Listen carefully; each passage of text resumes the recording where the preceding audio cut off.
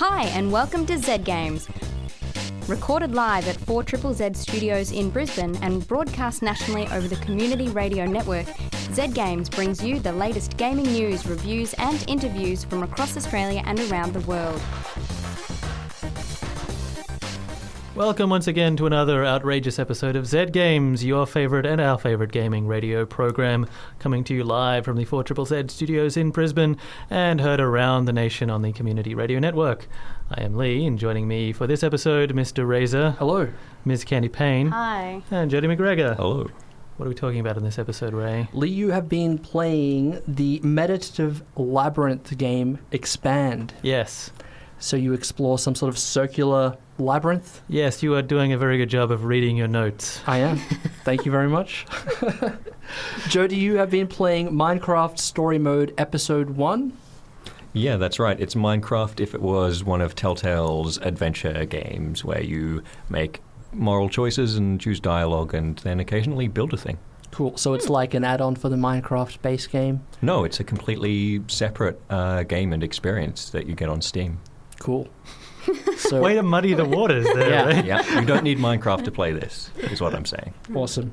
But before we get into that, let's get into the week in gaming news headlines with Miss Candy Payne. Sure. A report by the Wall Street Journal has suggested that Nintendo's next console, currently codenamed NX, could be a hybrid home and mobile unit. This would be similar to the current setup of the Wii U that has a tablet-like controller, but the smaller device could function independently, allowing mobile play. Nothing is concrete at this stage, as Nintendo are notoriously secretive about upcoming projects, but we've been promised that all will be revealed sometime in 2016. What do you think it's actually going to be called? Yeah, like number 2, I don't know. Because, I mean, NX isn't Yeah. going to last. No. Could this finally be the release of Nintendo's Dolphin? Yes. I knew you were going to say the Dolphin Man. Well, I don't eventually wanna they're going to hear do Dolphin. No. it. They're going to do it. Of all the lame names. Yeah, Dolphin's worse than NX. Yeah. You're worse than NX. Sing. Oh, Yeah. no need to take it dude. personally, Ooh. dude. Oof. Wow. Sony has announced that the 500 gig PlayStation 4 will receive an official price cut in Australia. The new price is now $479.95, which is a total cut of $70. Woohoo. So they've introduced that because the new 1 terabyte PlayStation has come out. 1 terabyte PlayStation, codenamed Dolphin. Not codenamed Dolphin. Play Dolphin. No, stop. No. Do we know how much that's out for? No. Money. Money. Yeah. Something more than $479.95. The 1 terabyte, it's $549. Oh. There you go. Metal Gear Solid 5 company Konami has denied reports that series director Hideo Kojima has left the company. A source told The New Yorker that Kojima had left the company earlier this month following an allegedly troubled development cycle. Konami made a statement saying that Kojima was simply on a vacation. With Bernie. Yeah. They're going to wheel out his corpse in a wig at some point. Yeah. Oh, no. Yeah. You know that scene in Home Alone where Kevin's at home and he's being staked out by the robbers? Yeah. And he's got all those life-size cutouts Yeah. and he's manipulating them with strings. He's Yeah. got the music up. Yeah. It's kind of what Konami are doing right now. That's it. Yeah, for the whole studio right now. It's like, we're still making games. We're going to make another Metal Gear and another Castlevania. It's great. Wave, Hideo. Wave, Kojima-san. Oh. And a new world record has been set for speedrunning the original Super Mario Bros. Game. 66 milliseconds was shaved off the previous record, setting a new fastest time of 4 minutes, 57 seconds and 627 milliseconds. The new champion, known as Darbian, said that he believed that the game could be completed even faster still, and went on to list several things that he could improve on. What? Crazy. Yeah, how do you beat 4 minutes, 57 seconds for Super Mario you Brothers? shave off another 66 milliseconds, obviously. Yes, of course. Can't we all just agree that it takes around 5 minutes to beat it? I agree. Just round up, man. Close enough, right? Matter? It takes No. about 5 minutes to beat it if you're Roughly. trying. And 627 milliseconds. How much are you enjoying it if you finish it in less than 5 minutes? You should be savouring it. Yeah. Chew before you swallow. That's no way to win a record. Yeah, like that's a 100-hour game if you make it last. And just before we go, it's a special milestone for the Nintendo Entertainment System this week. 30 years old in America. Ancient. Yeah, it's younger than everyone in this room still, unfortunately. Oh, thanks a lot, man. Jesus, way to give that up. But there was a recent speech on the development of the NES for the Western market, which I thought was pretty interesting. They were talking about the fact that because of the crash of the games industry through Atari, they were kind of cagey about saying, hey, we're bringing out another video game console. So they fashioned the device to resemble a VCR with the front-loading flap. Awesome. And that's why it's also called the Nintendo Entertainment System, because they were trying to push it as just being this new form of living room entertainment. And the reason that it came with the Nintendo Zapper gun, because Americans liked guns. Good to see so much has changed in 30 years. That is it for this week in gaming news headlines. You're listening to Z Games. Lee, you've been playing Expand. I have. I've been playing Expand. How did you describe it earlier from your notes, Ray? A meditative labyrinth game. That was not as good. Circular Good work. game. What is it? It is a meditative puzzle-solving game set in a circular labyrinth that shifts and changes around you as you travel through it. I mean, Razor was close. It was practically a I got summary. the words. They're just in the wrong order. Yeah. And it wasn't a real sentence. Yeah. Lacking in nuance or flavour. But, you hit the main ones. So this is a game that really wants you to immerse yourself in the experience of playing it. And the first thing that pops up when you load it up is that it says this game is best played with headphones and with a controller. So it really wants you to just close out the world and sit there moving your box through these mazes. And it is it's a striking game. You are just a little pink box, but you're moving through these monochrome mazes that are constantly morphing around you.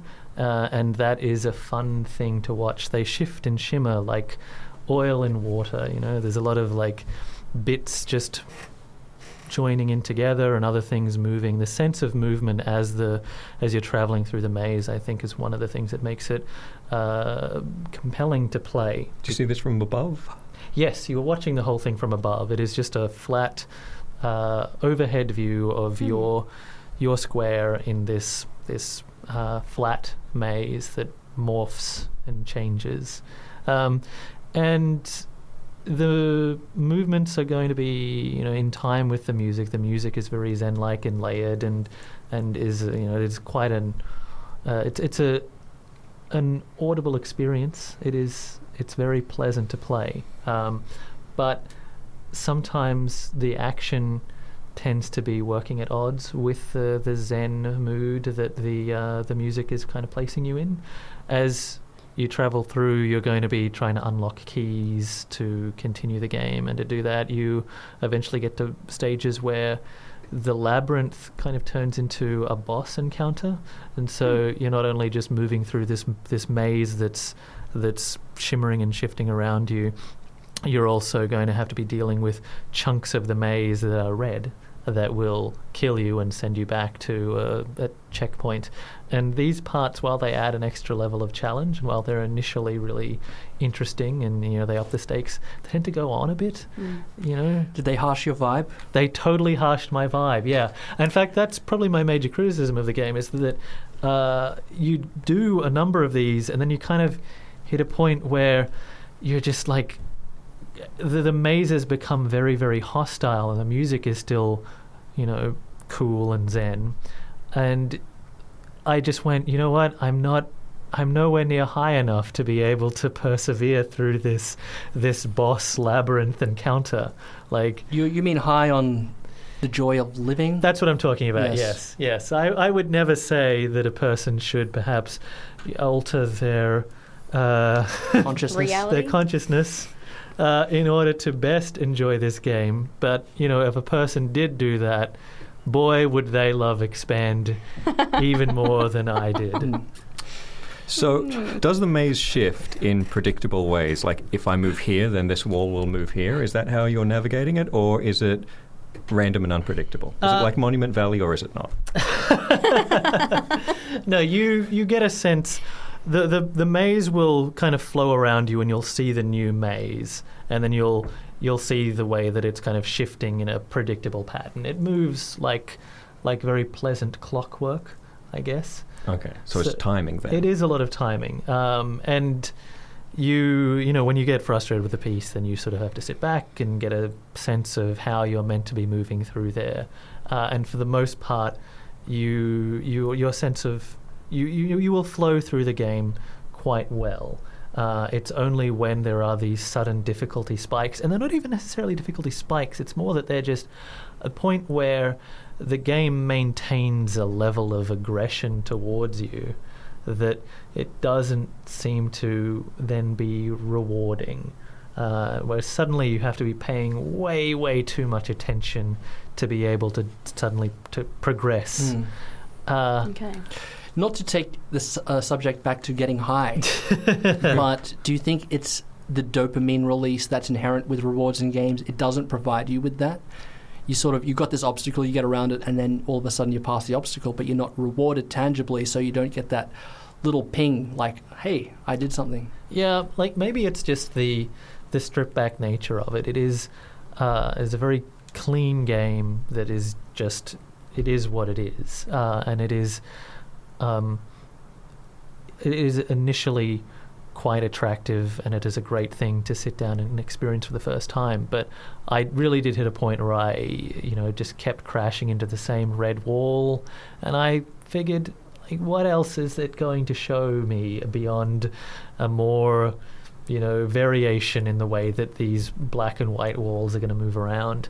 I was disappointed in myself for scrubbing out at that point, but also,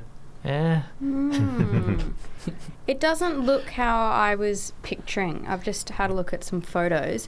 So these kind of circles of mazes, are they spinning? Is that how they're actually moving, and you're navigating as they're spinning and opening up different pathways? Yeah, bits of it are shifting. Look, this is no use to our audience at all, but no, I'm just curious. I can show you.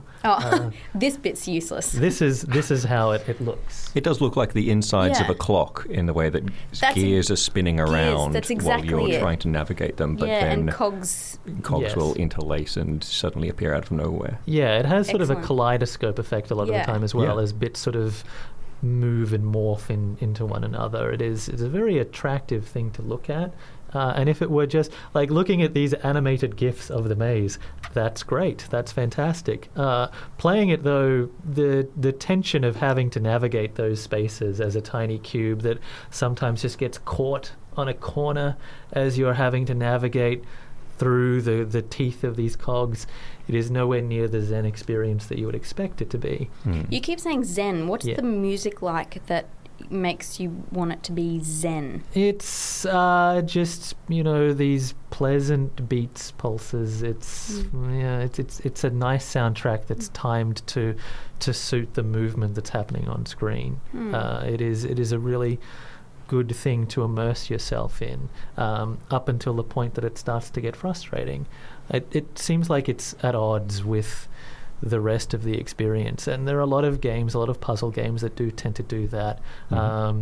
What have we got? Dust Force was a good one, which was an incredibly tense game that had just wonderful sounding soundtrack.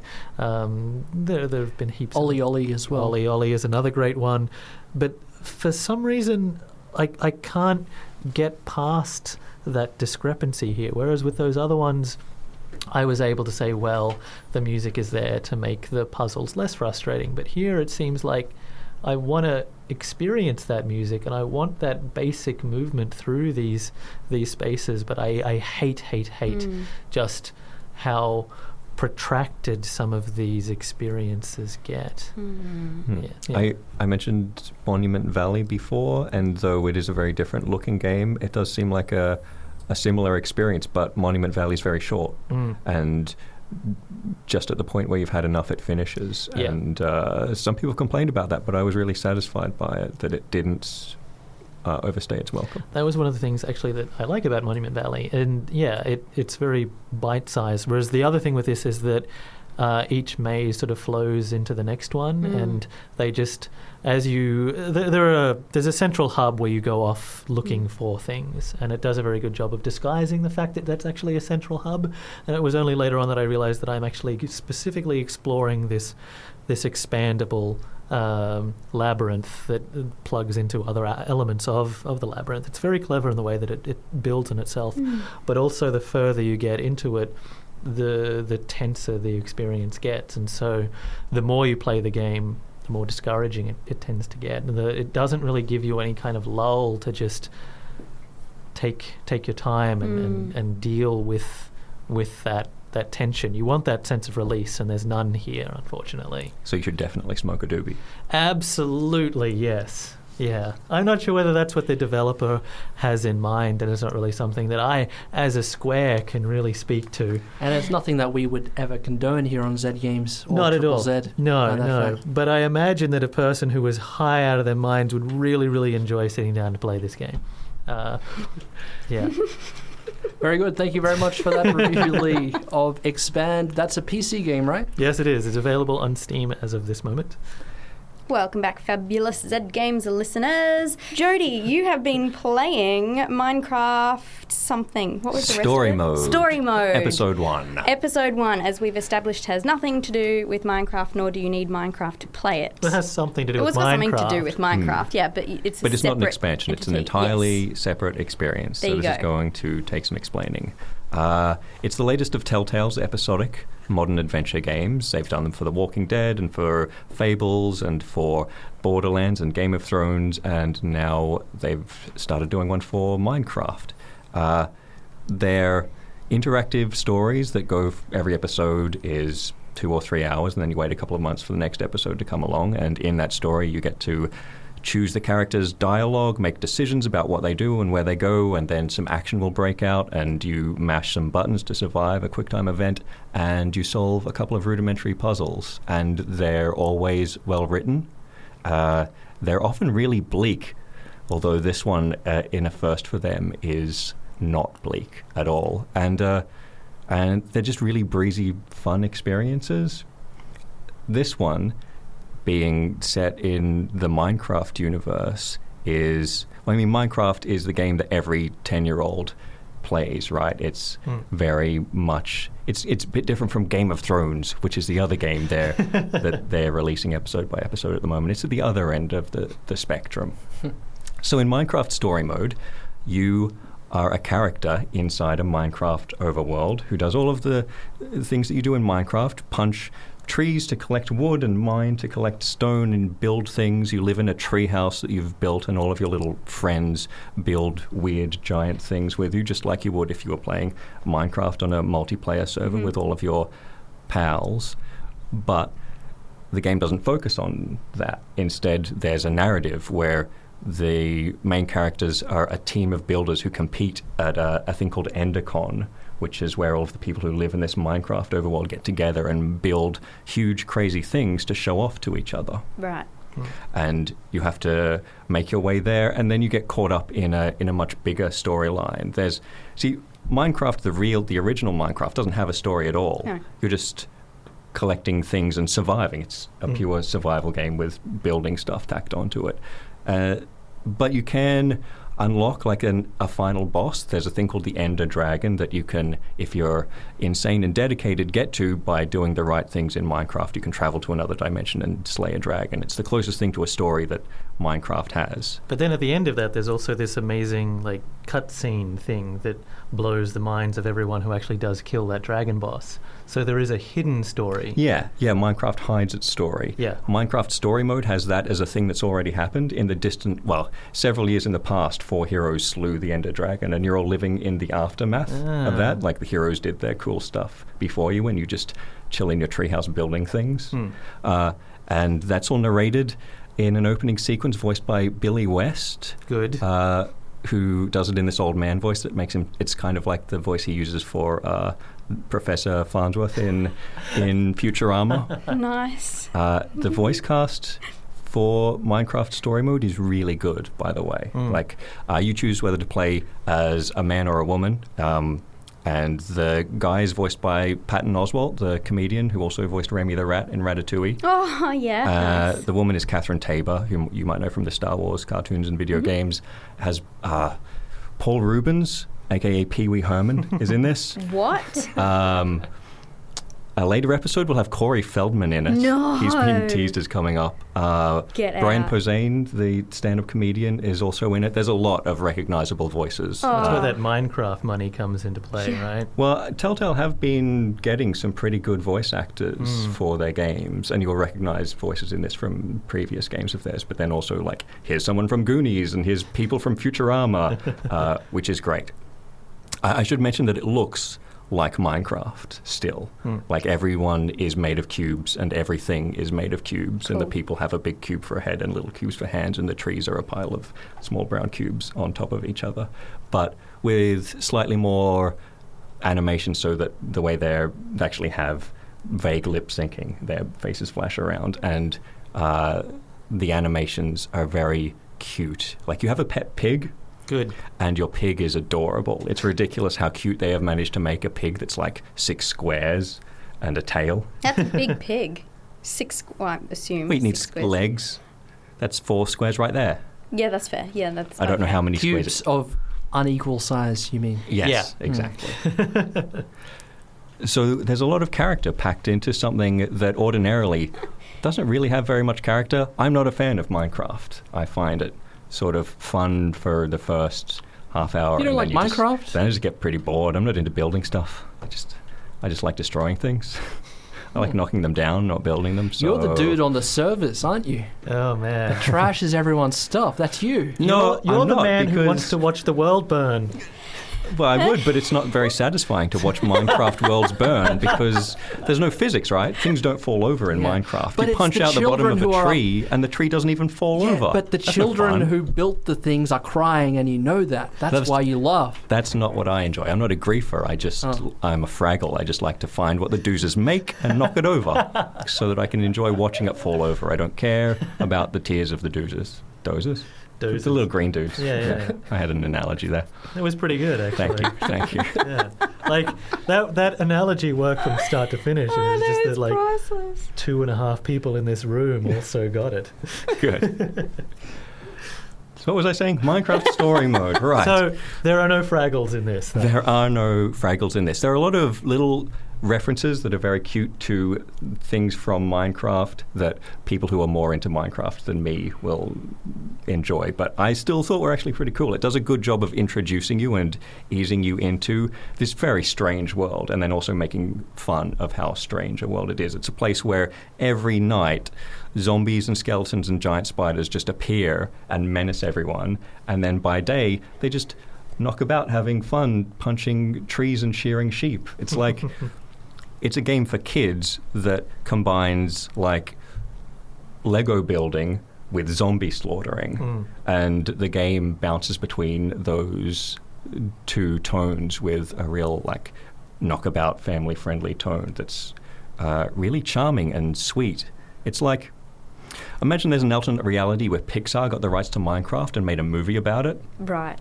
And it was rad, and you thought, wouldn't it be great if Minecraft the video game was as good as this movie? We live in that alternate reality where they made the video game about the movie that Pixar made about Minecraft. I'm a little bit confused about what you just Because said. we live in the world like there was a Lego movie, which is essentially that. Yeah. And that Yes. is, I think, part of what caused this deal to happen, right? Maybe. Yeah. It might have inspired them a little bit. There's a Minecraft movie coming out. Yeah. Yeah. Well, there are also Minecraft novels that are No way. bestsellers. Yeah, Come on, there are. dude. There are multiple Yes. series of Minecraft novels aimed at the kids who are 10 years old and love everything about Minecraft and who buy all of the toys and lap up all of the merchandise. And that is the core audience for this game, not the adults who are still into Minecraft, but the kids. It's Okay. very family friendly. So you don't have to chop someone's leg off with an axe to get them out of a bear trap in this game. No, you Okay. do not. It's all very charming and that's childlike. a Minecraft reference. No, that's what happens in one of their Walking Dead Yeah, games. Walking Dead. Walking Dead. Of course. Yeah, this is totally unlike. I was saying about Tales from the Borderlands when we talked about it a while back that it was the first straight-up comedy that Telltale have made, and so it felt very different to everything they've done before. But even so, it's a black comedy. It's still very dark, like Game of Thrones, like The Wolf Among Us, like Walking Dead. But this is not dark at all. It's completely Disney and safe, and you would let any child play it. So, if you think this is aimed at children, do you still get, not judged, wrong word, but your choices at the end shown, shared with the community? You do, but stacked up against others? Rather than making the kind of harsh moral choices about whether or not you chop off someone's leg, you're making I did. Much more Sorry. much more simple and less moral choices. You're deciding what do you build to enter into this convention. You're deciding, like, if your pet pig runs off into the woods, do you like get your friends before you go and save the pig, or do you just run after the pig? There's no choice there to just abandon the pig and let zombies eat it. All of the choices that you make are ultimately going to lead to pretty safe things. It's more about having the freedom to tweak how the story turns out rather than make the story into some dark and awful thing where you just play as a total bastard because your version of the character would break people's arms to get information out of them or whatever. I want there to be an adult version where that is an option. I just think that would be a way of selling it to adults so that, Razy, you don't get bored. No, just play The Walking Dead Season 2, man. It is really intense. Brutal. It's crazy. Is there any point in this game where it says your pet pig will remember that? Yes. Okay, good. Does it really? Yeah, and it even has like little jokes about, like, if you do something really lame, no one's going to remember that. Yeah. The pet pig remembers that you ran after your friend's pig before your own. He remembers.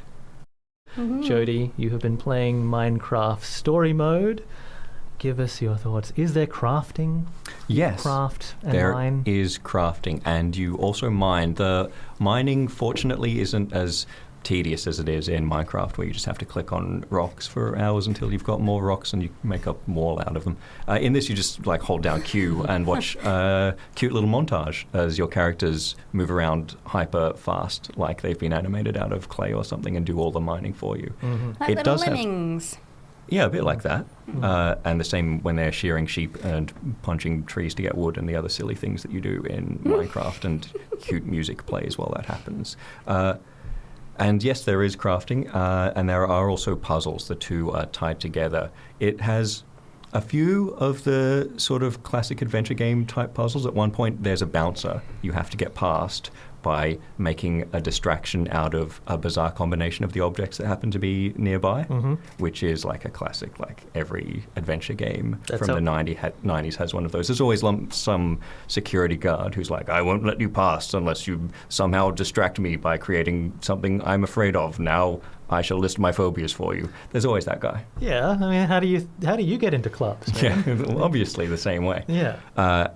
But also it involves crafting because you have an inventory of items, and just like in Minecraft, you find a crafting table and you lay your stuff down in the right order. If you have a stick and then you put 2 pieces of stone on top of that, it transforms into a sword, and then you have a sword in your inventory that you can go around and use on things. So there are a couple of points in this where there are multiple solutions to puzzles because you can craft different things and then approach that puzzle in different ways. Again, you're not making the kind of decisions where you're like, am I a nice person or an evil person? You're making much more, I don't know, they're the kind of decisions that say something about your personality, whether you solve a puzzle by defusing a trap with a bow and arrow or a fishing rod. It's not the same thing, but it still says something about you, and I appreciate that. That it's not judging you by that sort of light side or dark side kind of stuff, but it is still remembering what you do and how you play.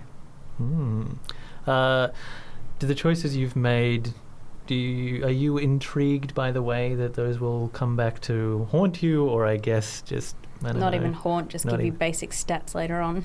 I'm intrigued by the consequences of them because this first episode ends with a surprisingly significant one. I don't want to spoil it, but is the kind of decision that will drastically alter what happens in the next episode, which is the kind of thing that you don't get very often at the start of these games. They tend to save their big stuff for the end because, like with the Game of Thrones game, you know that if they're going to kill off one of several main characters and you get to choose who it is, then that's a lot of voice acting they're going to have to pay for that only 33% of the audience ever sees. So they save that stuff for the final episodes. And they're doing something that's not that, but of a similar import and consequence right at the end of the first episode. So that's a good way to create a cliffhanger in a game where they can't just go around arbitrarily killing off characters like they do in most of their other games.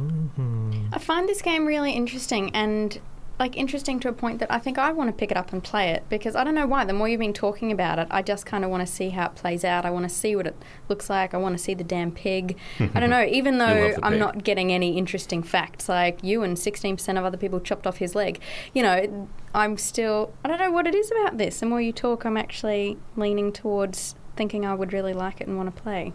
It is intriguing, and I do think it will appeal to people who aren't particularly into Minecraft, as well as the kids who love it. Maybe not the adults who are super into Minecraft, because they're probably not going to want something that puts a story in their damn game, but for everyone else.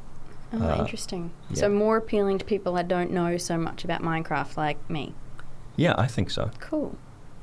So you've been talking about Minecraft Story Mode, the first episode of which is out now.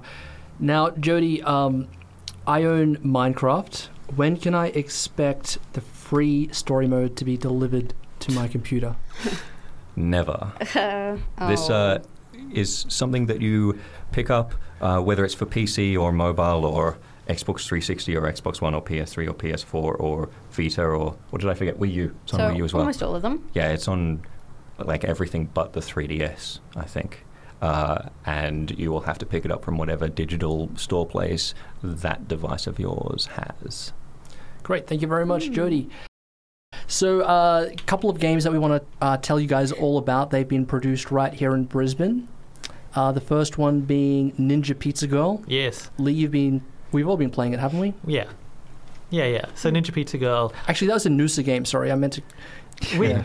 We have co-opted them. Noosa. It's like how Russell Crowe is really an Australian whenever he does something good. Yeah, exactly. So as long as Disparity Games keep making games like this, we will be happy to bring them into the fold. But as soon as they disappoint us, they're clearly from Noosa. Ninja Pizza Girl is it's a speedy platformer in the vein of the classic Sonic games, really, that has you playing as a young girl who is delivering pizzas in the future whilst racing the clock, and also dealing with personal issues like that of depression and anxiety and mental illness and loneliness. It is an odd combination that works surprisingly well, sort of like pineapple and pizza. I'm mature enough now to accept that pineapple is a fine topping for pizza. Yes, it is. I'm not there yet. Yeah. So, no, it's true that you're not mature enough yet, Candy, but one day we'll see. But Ninja Pizza Girl is a real little gem. It is occasionally an incredibly difficult platformer as well that will grade you harshly for making mistakes. But then at the same time, it has this story that plays out between missions about this young girl dealing with bullying. And that is a mechanic that plays into the game as well. So your enemies are just bullies from a rival and a trendier pizza company that insult you and push you down and slow you down. Yeah, they're not out to kill you. They're just out to make you feel bad. Yeah. So it is a very lovely game. We've spoken about it on the show before. We've had some of the developers on, and it is a fine thing for all people to go and check out. So the other thing that we wanted to talk about is Assault Android Cactus has finally been released after years of hard labor. And the thing that interests me most is the fact that Jody and Razer, as soon as this game came out, got really, really competitive about it. Jody, how did this happen? Because you don't care about scores. No, I think that high score tables are silly macho nonsense and the people who care about them are bores. But Assault Android Cactus is the kind of arcade game where you can replay a level a bunch of times and not get bored of it and just find yourself naturally getting better and better at it. And then you see that on each of the levels there's a high score chart that just defaults to listing only you and your friends rather than the crazies of the internet and the people who designed the game who all have like scores of 1 million on every level. It's just like, here's you and your 2 friends who own this game, and your score is slightly lower than theirs. And that's a pretty good motivation. So nice of you to say it that way. To maybe try to get slightly better, and then slightly better and slightly better until I knocked Ray off all of the first 2 levels of the game. Here's briefly. Here's how I saw that same scenario, okay? I played the game after you. I saw all of your scores, and I thought, you know what? I can do better than that. I'm going to go ahead and just beat every one of Jody's scores. And he probably won't care because he's the sort that doesn't care about these sort of petty things. And so I went through, just beat every one of his scores. You jerk. Gave it a couple of days and came back, and I saw that he had replayed the levels in what I imagined was a deliberate attempt to beat my scores. This outraged me. I became furious. And with renewed vigor, I went back and beat his scores again. Well, most of them. Mm-hmm. You did good in that one level. Yeah. There's one level I got an S+, a super plus, the highest ranking you can get somehow by some crazy fluke. And you will never, ever knock me off that one. It's like I'll have tennis. that to my grave. I will take that with me, that 1 S+. So who has the most points now? I think we're sort of neck and neck. Rubbish, you're being nice. Who's actually in lead? You know, we'll have to verify that because I didn't check. But we've been knocking each other off back and forth, and then I think over the last week both of us have drifted away and started playing other new games, but I've left it installed in my Steam library so that as soon as I finish playing Minecraft Story Mode and Life is Strange and Tales from the Borderlands, I'm going to go back and knock you off a few more levels. But most importantly, we're both beating Lee. Well, see, here's the thing. Like, here we go. I've just been like banging my head against the last boss because it is just a fiend of a thing. Yeah. But what has been fun is just watching you guys go back and forth, because like every time I log in, I see that the scores have flipped around again, and I know that someone's gotten angry. This is a whole new way of enjoying this game for me, because I've played through all these levels before, like, you know, when it was in early access.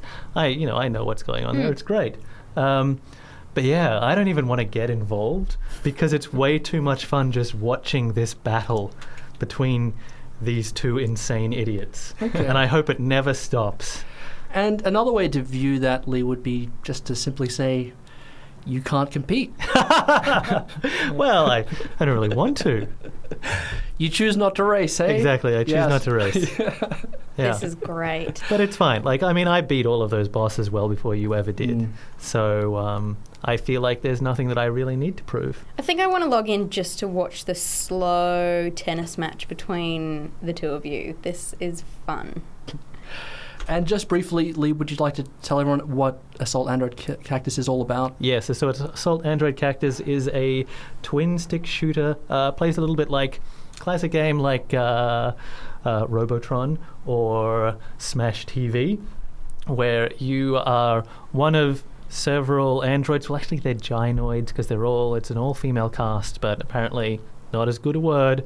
So Is gynoids like a girl robot? Is it rude to say gynoids? No. Okay. No, but you make it rude. It's just the way you say it, You right? shouldn't say it. Yeah. Okay. But it's fine when we do. All right, sorry. So it's a fast-paced, almost bullet hell kind of shooter where there's a lot of stuff visually going on, and you need to move quickly and juggle your main and secondary weapons quickly, and it's all...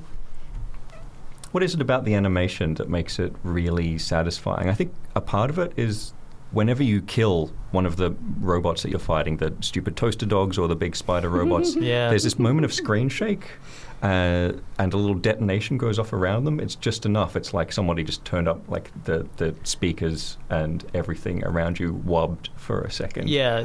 It's very chunky and it makes every kill feel really good. Yeah, it's a very satisfying game. There's a lot of really good feedback to every action, and it just feels good to move around and play with. It's very Moorish gameplay, and yet it's also just astoundingly beautiful. I've shown people trailers for the game, and their immediate reaction is to actually go, "Wow!" Out loud. People who are incapable otherwise of showing emotion are astounded by the level of fun and color going on in this thing. Yeah, it's like every level is a dance floor full of robots with guns, and they all change. They're constantly shifting, and walls will appear and disappear, and things will fall away and switch around in a way that is just always visually interesting. Yeah, some levels have enough interesting ideas going on individually that you could build entire games around, and yet every level has a new, weird, fun, cool mechanic. It is just an absurd level of detail. It is a wonderful, wonderful detailed thing to get to grips with. And it's also it's really hard. Yeah, it does get very hard. I don't know if I will ever defeat the final boss. So Assault Android Cactus is available now on Steam for your PC. PS4, Wii U. On the way. Yeah, they're all on the way, so check in with that if you don't have a computer. And Ninja Pizza Girl? Ninja Pizza Girl is on PC as well? Yes, and we'll also have a PS4 and I think other console release where they're saying early next year. Cool, that's going to bring us to the end of this week's episode of Zed Games, everybody. Thanks so much for your company tonight. Next week, we'll be talking about Life is Strange. Final episode just came out. Tales from the Borderlands. Final episode just came out as well. So finally be able to talk about those games again. Looking forward to it. Catch you guys next week. Bye. Bye.